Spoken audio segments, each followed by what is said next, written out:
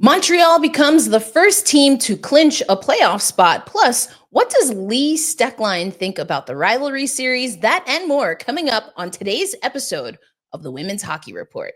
This is the Women's Hockey Report presented by Locked On NHL. Your weekly look at the world of women's hockey. From the PWHL to the international stage, it's the Women's Hockey Report on the Locked On Podcast Network. Your team every day. Happy Saturday, women's hockey fans. We are so glad that you are spending a little bit of your day with us to talk all things, most of the important things in women's hockey. Erica L. Ayala here alongside Rachel Donner. Again, this is the Women's Hockey Report brought to you by the Locked On NHL channel. But Rachel, as we do, let's do a vibe check before we get to the rundown. I mean, I'm still kind of in recovery from the women's Frozen Four, the way it went down. Like, that was some incredible scenes there with Wisconsin winning over Ohio State. Oh yeah, the rivalry is for sure on. It is on like Donkey Kong for sure. We will talk a little bit about that. And I'm just excited to see what this means for World Championships and, of course, maybe some future players in the PWHL. On the not so great or not so good vibe spectrum, Ottawa. Oh, like I want to almost yell like that Tyra Banks, like, we believed in you. We were rooting for you. We were all rooting for you. Yes, like that's the vibe, unfortunately, that I'm picking up from Ottawa. So we'll talk a little bit about that as well. But first, we have to start with who is number one in the standings, Rachel, and that is Montreal. Yeah, they are the first team to have clinched a playoff spot this year in the PWHL. And, they've been atop the standings for quite some time now. So this was kind of expected, but, they've had to work to get there. This has not been easy for them. They've had to battle against teams nipping at their heels for a while, including Boston, including Toronto. And they've won some, they've lost some, but they've stayed in it this entire time. And I think like that resiliency is what's impressive about that team.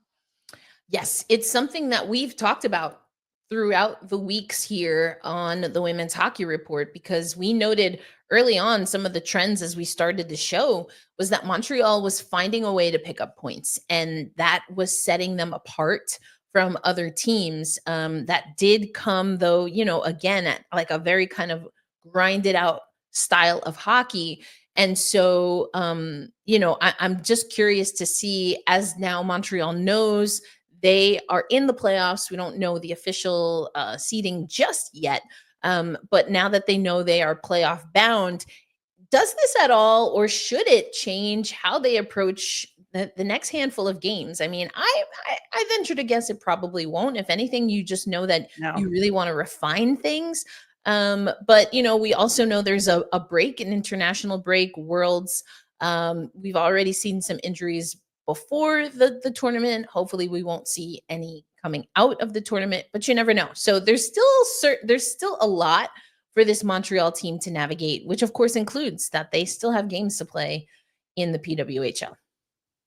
Yeah, I think the break is going to be a huge factor for them and for everybody heading into the tail end of the season and into the playoffs, because you have this abrupt change of mentality that's going to affect momentum. So it's going to take, a few games to get back into the rhythm of playing with your PWHL teams, especially because all of these players will have played together, or against each other differently, right? For USA or for Canada or for their other country teams. And so this mentality shift is going to have to be very abrupt and come together very quickly. And so I really feel like the playoffs this year, like literally anything can happen because of that.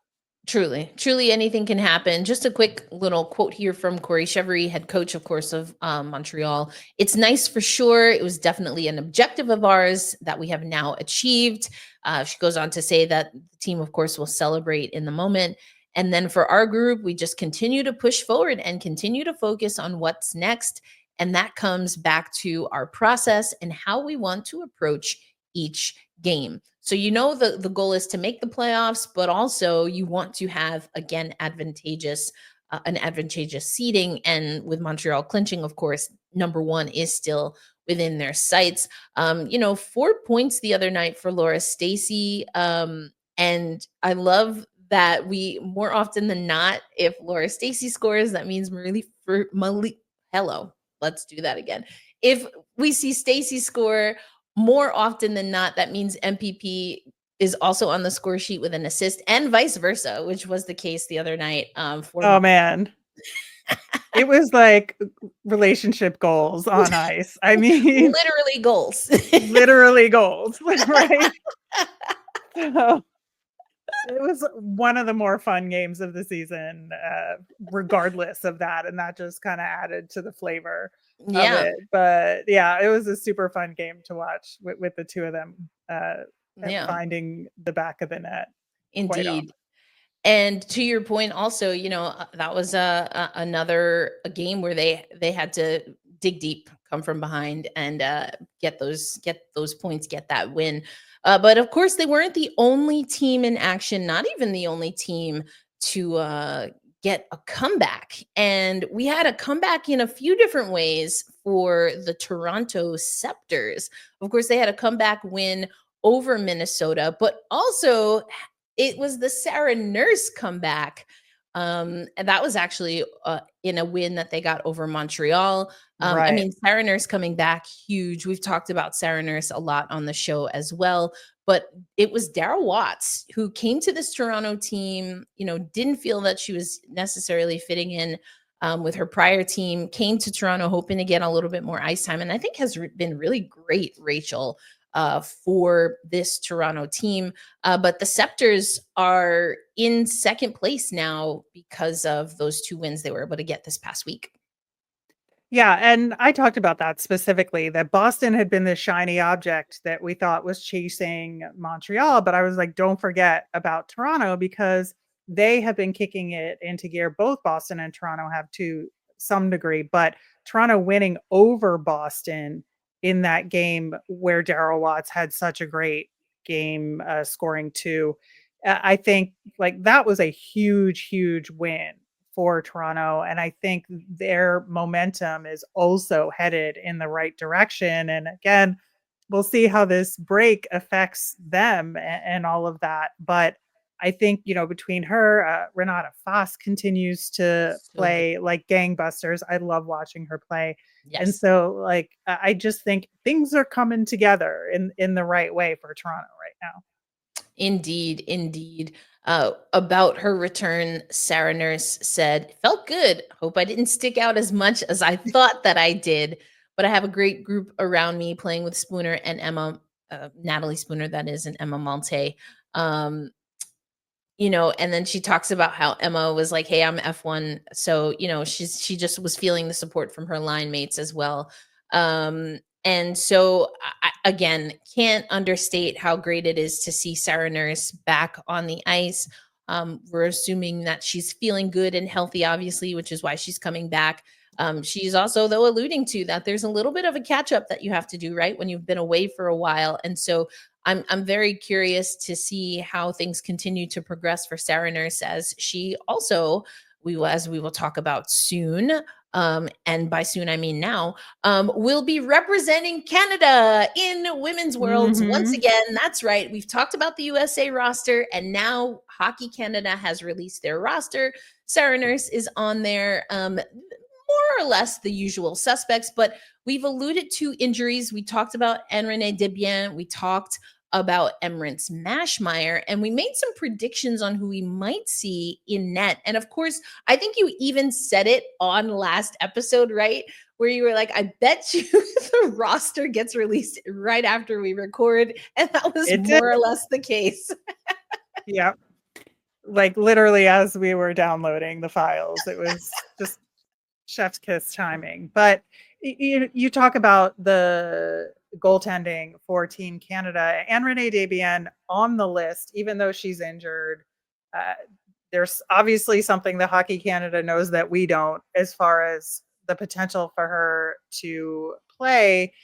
And I did think it was interesting that Eve Gascon was the third goaltender named to that roster. She plays for Minnesota Duluth, 942 save percentage, like a really fantastic goaltender. But there was somebody missing.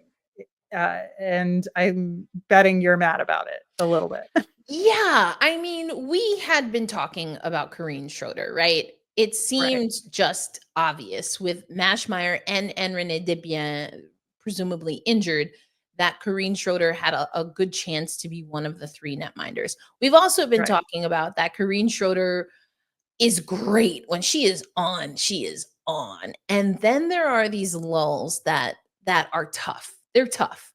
Right. And I do think it's worth noting that so how I'll phrase it is that I think her workload since she's been a pro has been up and down as well.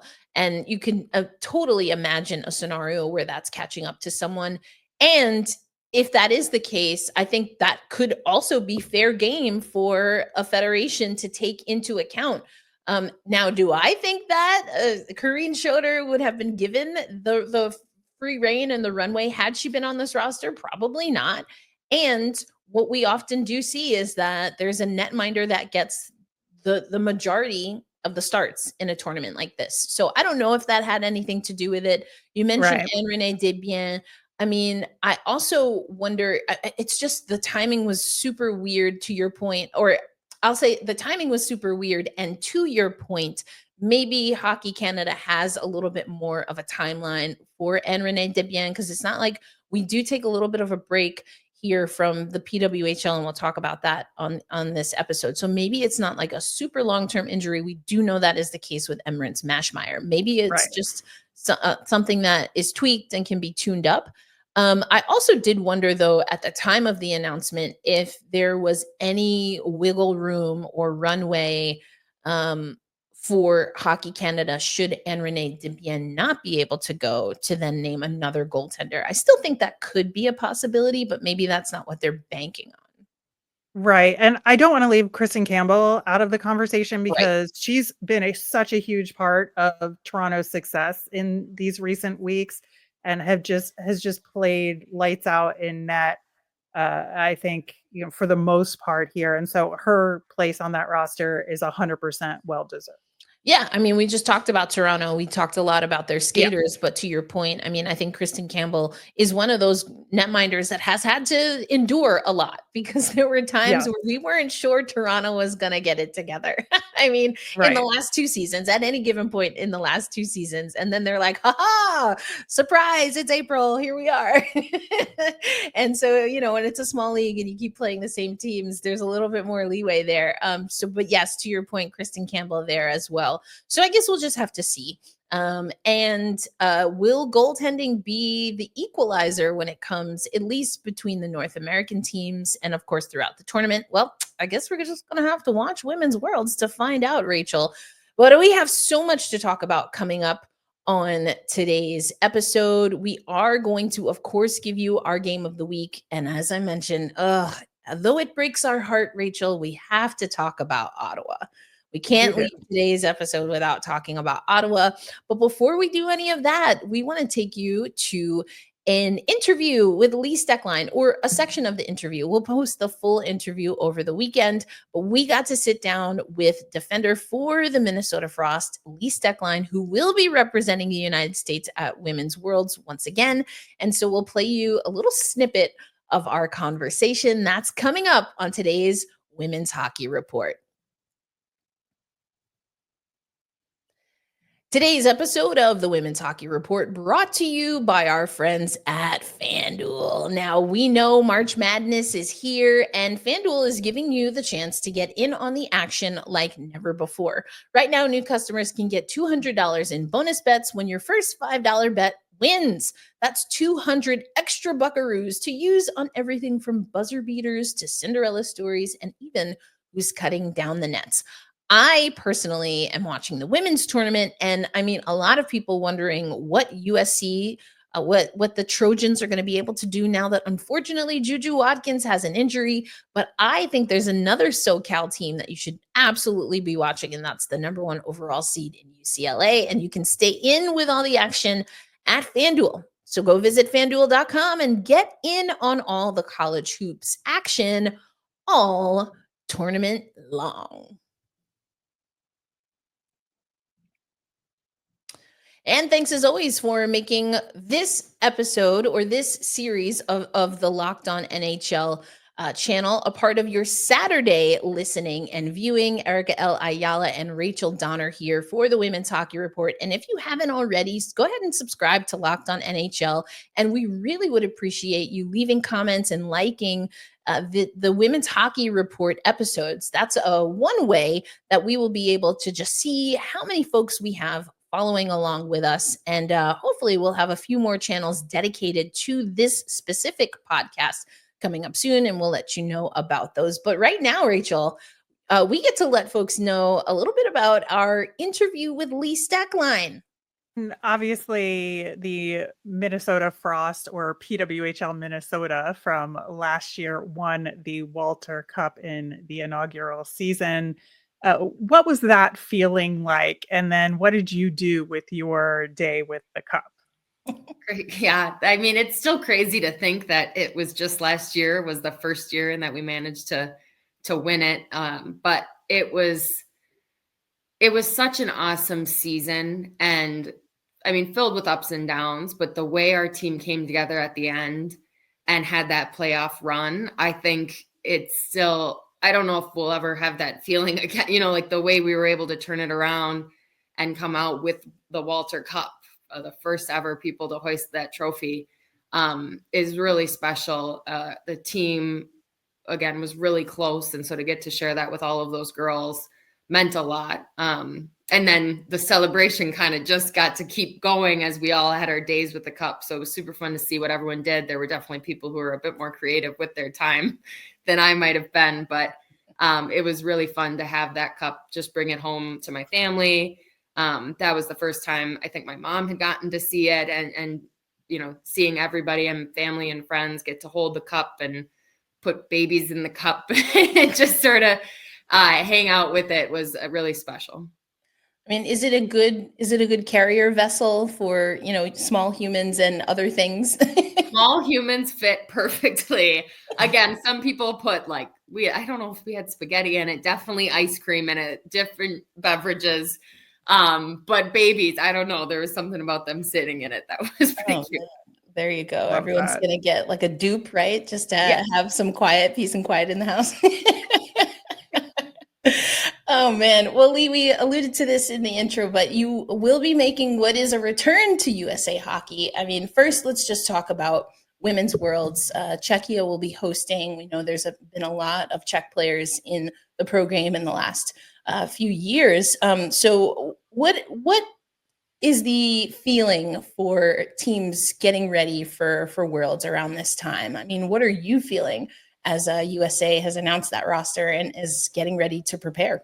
Yeah, I mean, I'm really honored to be a part of that roster. Like you said, it's a return. So just really excited to be back with that team and really excited to go to Czechia. I think, as you said, they're a really skilled team, a good team. And I'm excited they'll get that opportunity to host it. Obviously, we have 2 Czech players on the Minnesota Frost. And so they're excited to kind of bring us to their home and get to show us what their country is like.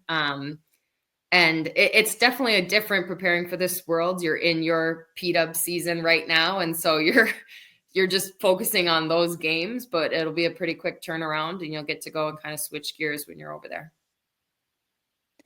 Yeah, and I think it is interesting given the PWHL situation and so many players from the different countries intermixed and you're all kind of doing that sort of at the same time as the Frozen Four was going on. So there's all these random allegiances happening all at once, which I think is probably a pretty wild situation behind the scenes and a lot of fun, I'm sure, for y'all. But as far as your role with Team USA, like what keeps bringing you back and wanting to compete for Team USA?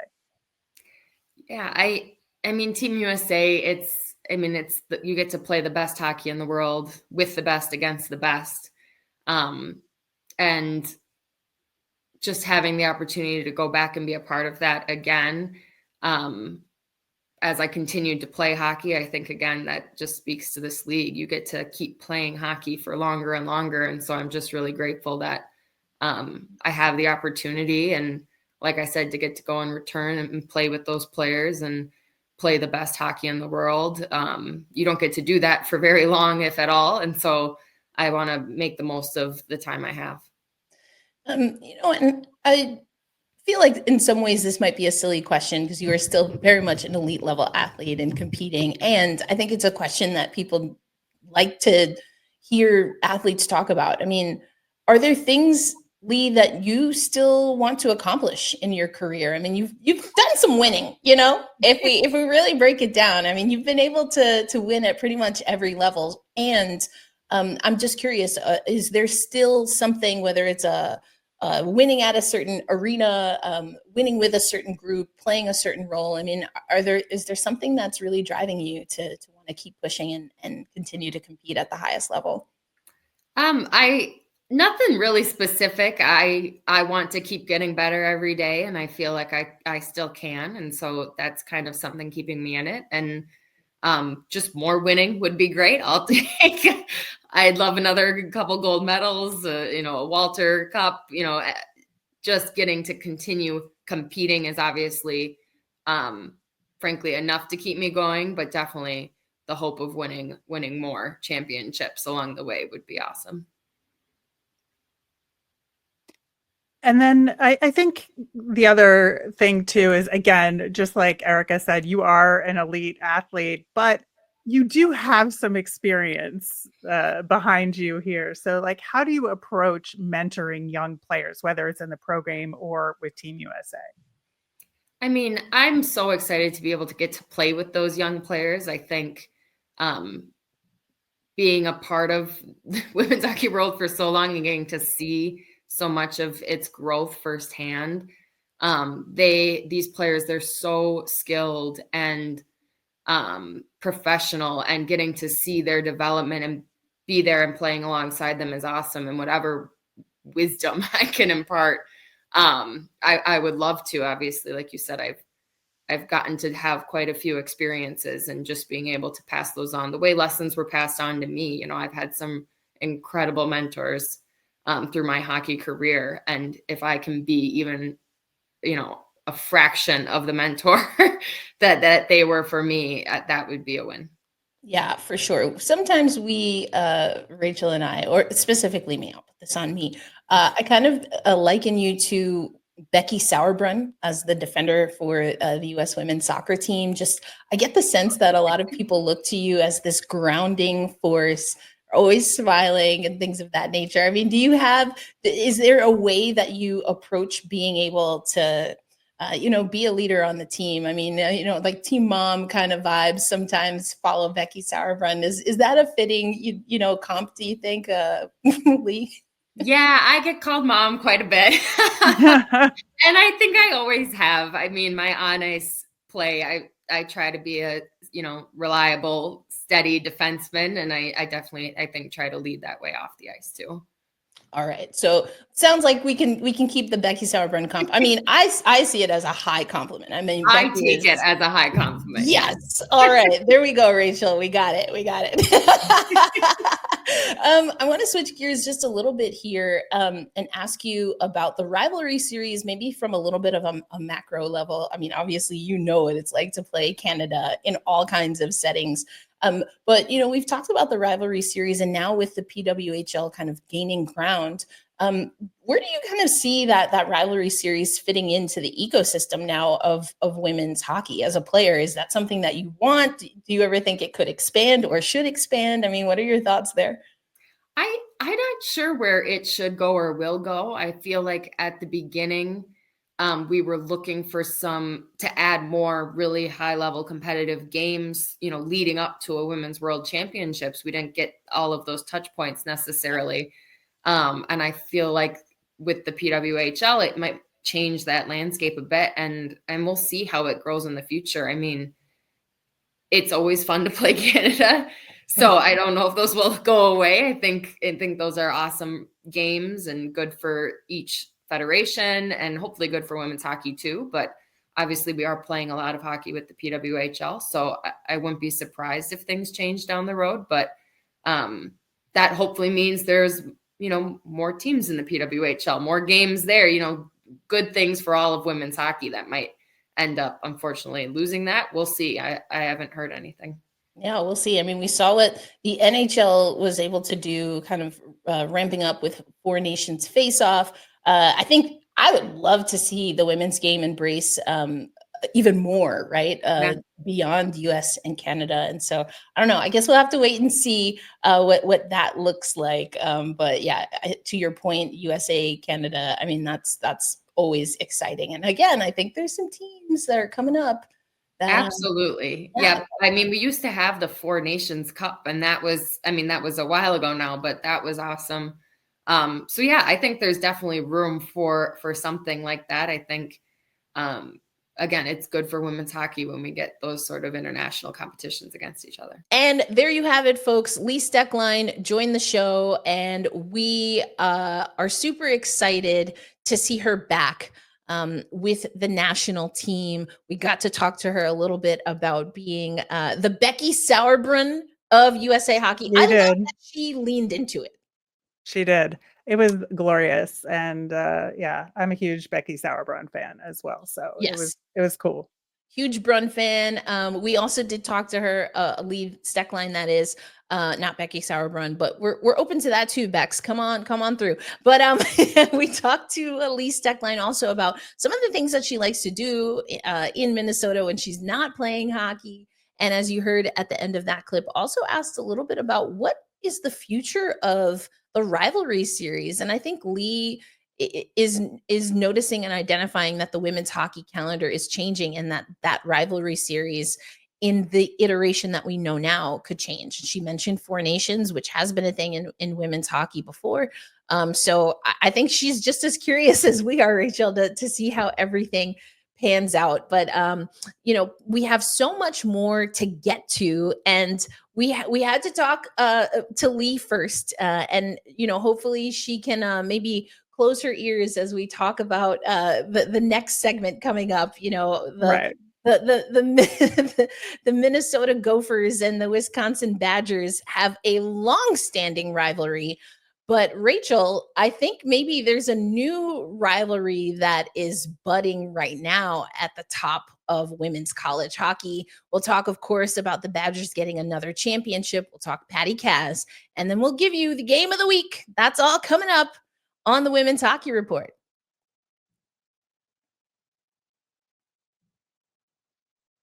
Spring is officially here again, and with that extra daylight, I'm doing a lot more. The extra sunshine means I've got more time for fun, but sometimes you need a little boost to power through, and 5-Hour Energy has your back. Whether you're staying up late, watching those PWHL games, squeezing in an extra workout after a day at work, or just trying to keep up with your busy day, 5-Hour Energy gives you that quick, refreshing pick-me-up whenever you need it. With these longer days, I love getting outside for a hike or just a long walk in the city, and Tropical Burst is my go-to flavor for that quick boost. Whether I'm at a game or traveling, 5-Hour Energy is easy to grab and keeps me feeling refreshed. Head to 5hourenergy.com to find over 15 flavors to choose from, including watermelon, blue raspberry, and peach mango. You can even build your own 12-pack or 24-pack and have it delivered right to your door. Need one now? Grab a 5-Hour Energy shot at your local grocery store or convenience store. They're everywhere. Stock up today and stay energized.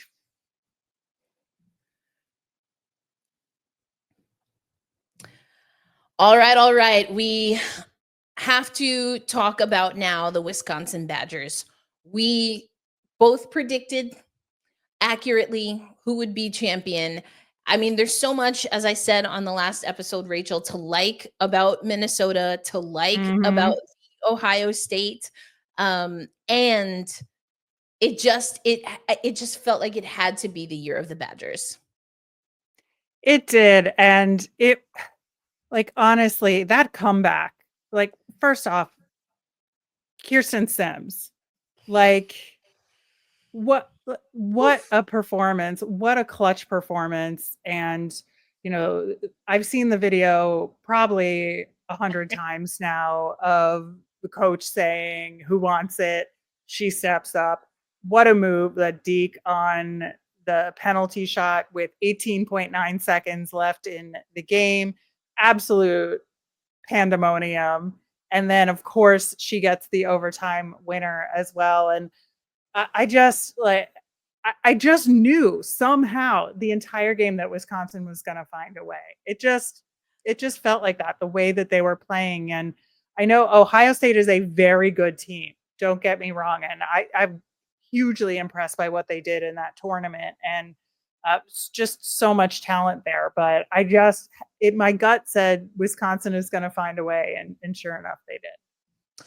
Yeah, I mean, and that's just it. It just seemed like this team was firing on all cylinders. And to your point, like we talked about how great this field is, but a game equalizing penalty shot, like you said, with less than 20 seconds in regulation, and then the OT game winner from Kirsten Sims. Sensational Sims was one of the headlines for the Wisconsin Badgers women's hockey page. I just think that you saw the will. You saw, like you said, in that huddle, that this team, the belief never wavered. And those are dangerous teams. Like, it's one thing, right, to have a stacked roster. And then to also be able to have a team that just, as long as there's time ticking on the clock, they know that, it ain't over and that they can make something happen. And that's exactly what they did. You feel for Ohio State, though. You take, a 3-1 lead, and you want to, on the other side, be able to believe you can hang on to that. But that's sports. And unfortunately, we have another team that we're going to have to talk about that just couldn't hang on to a lead. But that's also the magic of sports. So whatever side of the aisle you are on, I think Ohio State, Wisconsin, honestly, any of the teams in the field, we got great college hockey this year. Like, We absolutely did. And I don't know if you saw the Toronto Scepters video of them watching that final, where No, some of I them were Ohio State alum and some are Wisconsin alum, and like the nervousness and the cheering. It was really good. It was really good. yeah, I mean, that's the excitement that this time of year brings. I know a lot of people think of NCAA and March, and they're thinking basketball. That's a much larger tournament. It's a much, there are more teams. And I mean, this is the time of year where, spring champions are crowned, and, just congratulations, stick taps to Wisconsin. They won they won the national title. That was the one that we were pretty sure they were going to win, but it needed to get done. But we knew for sure that someone from that roster was going to win the Patty Kaz Award. And we were right about that too, Rachel. Well, very hard to be wrong about that, I suppose. But yes, of course, Casey O'Brien winning the Patty Kaz, well deserved. I mean, it was so close. It was close. And if you just have to pick based on the numbers, her numbers were just slightly higher, and I think that it was definitely, to me, the expected choice, even though you could make an argument for the other two. Oh, yeah. Again, and all three finalists coming from Wisconsin. So again, that's the joke there. But O'Brien becomes the sixth winner from Wisconsin, including the most recent Anne Renee Debien. Well, other than O'Brien, who literally just won the award. 28th winner of the Patty Kazmaier Award overall. And just for those who maybe are not familiar, the Patty Kazmaier Award is annually presented to the top player in NCAA Division I women's ice hockey. Selection criteria include outstanding individual and team skills, sportsmanship, performance in the clutch, personal character, competitiveness, and of course, a love for hockey. Consideration is also given to academic achievement and civic involvement. And so it was Caroline Harvey and Layla Edwards who were also up for the award. she said in the press release from the Patty Kazmaier Award, we really didn't care who it was. We were all just happy that it was coming back to Wisconsin. There you go. I love that quote. And indeed it did, along with some other hardware as well. So again, Stick Taps, congrats to Wisconsin. We talked to Lee, and I almost asked if she had any friendly wagers with her teammates, whether on Minnesota or the national team, because again, we know so many players from Wisconsin, from Minnesota, and now we're starting to see OSU as well in the pros, and of course at the international stage. But we let her be. We let her be on that. I don't want to rub any salt in the wound, so to speak. But we got to move on, not just to our game of the week, but we have to talk about, again, another team that wasn't able to hold on to a lead, Rachel, and that was Ottawa Charge. Yeah. So they were up 3-0 on the New York Sirens, who are in last place, and going into the third period, and managed to give up 6 goals to New York in the third period. So losing 6-3. And Ottawa is on the outside looking in for the PWHL playoffs, but they're so close to the Frost. And they could have really, really made a case for themselves with a win here, and just absolutely collapsed. They took way too many penalties, like discipline went out the window, allowed 2 power play goals. The last goal was an empty netter, but still, like, it was just one of the more egregious collapses I've seen recently in hockey. And like, with a collapse like that, you got to say, is Carla McLeod on the hot seat here? I mean, that's a valid question. I think honestly, this if we're asking it now, that tells me that maybe these are conversations that have kind of maybe already been in the works, because we've said it, right? This is an Ottawa team that there's a lot of talent on paper, so to speak, up and down the roster. And it just is, I mean, this was a pretty egregious example, but the lack of consistency at times, just not being able to close out certain aspects of the game, that's going to hurt you. And it's interesting to me because I hear such great things, and we see what Team Czechia is able to do at the women's senior level. And I do think that's Carla McLeod and her staff, and being able to get a group of very physical, edgy, but also very skilled players to get on the same page. And it doesn't always make sense to me, Rachel, why we're not seeing some of that leadership translate for Carla McLeod in the PWHL. Now, granted, the rosters are not identical, so you can take that into account. The coaching staffs are not identical. And that's kind of what we look for in head coaches, right? Is their ability to be able to transfer skills from team to team. Right. And I think, like, when you are a team, again, that is on the borderline of being a playoff team, and you can't get your team over that hump to just close out a game in 20 minutes. It's brutal. Like, if you can't get your team to reset, that's a problem. Yeah. I just think it's a huge ding. And we're going to look at this. If Ottawa can't get it together, and we'll talk about, the opportunities they have, but like, this is a game we're going to point to and say that's coaching. I mean, and the thing is, to your point, is that this is an egregious example. Like 6 unanswered goals. That's brutal. That's brutal. And it's just like, when you compound that with, this isn't, not all have been 6 goals, right? Where they allowed a team to come back and get 6 unanswered goals, but there's been a trend of this. And I don't know that if you have some inconsistencies and then this is the most recent, I don't know that you have to, let me put it this way. You would have to bounce back in a really big way and then remain on that track and trajectory of consistency to kind of wipe this one away and off the record. And there's not much time for Ottawa, but specifically Carla McLeod to do that.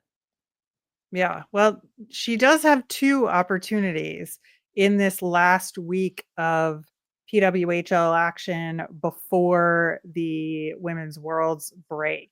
And the Charge are one of 2 teams with Boston to have 2 games in this week. And ironically, they are playing each other in both of those games twice. And so I don't know if you want to pick one game and I'll pick the other, because that's for all the marbles here for Ottawa, Right. right? Right. Exactly. Well, I mean, just because I am a creature of habit, I'm always going to lean into the takeover tour game if I have an Yes. opportunity. The neutral site games, I think, are just so fascinating. We're still waiting on the updated announcement, right, of expansion. And so, we have another city coming up here, and another opportunity to have some storylines of players playing at home. But again, yes, I'm gonna pick that one. But as you said, it's really the matchup. For sure in this one, like all of the extra stuff is gonna be fun for the fans. But for us in analyzing the PWHL and specifically Ottawa, that it's their first bite is today to get back on track, and they have to do it. Like I hate using the term must win until it literally is a must win. And I think it's not hyperbole. It's not sensationalizing the situation to say that this is a must win game for Ottawa. Right. And then, I think they're going to have to be scoreboard watching for this Toronto, Minnesota game on Sunday, because it's a huge game for Minnesota if they're going to stay above Ottawa. Let's just say Ottawa wins against Boston. That's going to be an even bigger game for Minnesota. And Toronto, I'm sure, is still going to try and chase Montreal at this point and try and stay ahead of Boston. So it's like whoever wins, somebody in that Toronto, Minnesota game is going to be on high alert. Yeah, I mean, yeah, that's a great point. And that's another thing that Ottawa has lost the ability to do. It is to control as completely as you can their destiny towards the end of this season. There's so much that happens, but what they can do, what they say, control the controllables. Well, they can control how they approach these games against Boston. Again, it's the neutral site in St. Louis, Missouri. And then they'll be on the road. Well, they're going to be on the road either way. And so this is an Ottawa team that, sometimes you hear road trips are a great time to bring a team together. This might have to be it. We know that they've suffered pretty serious or they've lost some pretty significant players, thinking Emily Clark, thinking, of course, Katarzyna Mrazova. Those are pretty important players for any team that they're on. And you have to have that next player up mentality. And we've seen other teams be able to do that. We talked about how Toronto's been able to do that. As an example, I mean, I didn't even mention Emirates Mashmeyer, who's their most recent loss. But I think I don't want to make that an excuse. And it's a part of the story, at least for Ottawa, that has to be acknowledged. But you gotta step up. You gotta give Gwyneth Phillips more support than 6 unanswered goals in the third frame. Like, I mean, you even heard from some of the players just saying like it's lapses. It's losing their structure, losing their discipline. And those are tough things to hear players say. It's one thing if you get beat overtime, penalty shots. I mean, kind of what we were talking about Frozen 4. Those were 2 teams battling, bringing their best game. You clash, someone has to win. But when you give up opportunities, when you can't create, those are the ones that really haunt you. Yeah, it does. And again, with this week being the last week before the Women's Worlds break, like you want to go into it with a win as your last game before you come back. Indeed, indeed. You mentioned the break, but let's just give folks the full rundown. So today, March 29th, 1 p.m. So you got a little bit of time to get your snackies ready before we are watching Ottawa and Boston take neutral ice at the Enterprise Center in St. Louis, Missouri.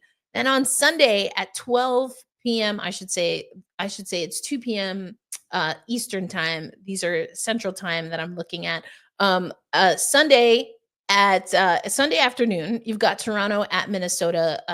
So that's going to be a big game. Minnesota looking to bounce back here. On April 1st, New York at Montreal. And then, as we mentioned, we close out the last game before Women's Worlds. We've got Ottawa and Boston again in Boston or the Boston area. So what this means for us is that although there will be a break in the PWHL action, and of course on the next episode we'll talk about these games, we also get to focus now on World Championships. We've got the North American teams have unveiled their rosters. We have other teams that will have to do the same coming up here shortly. And we do want to lean into some of the Czechia players that we got to catch up with in Raleigh, knowing that they are going to play hosts for Women's Worlds this year. But for Rachel Donner, Erica L. Ayala, thank you so much for tapping in to the Women's Hockey Report.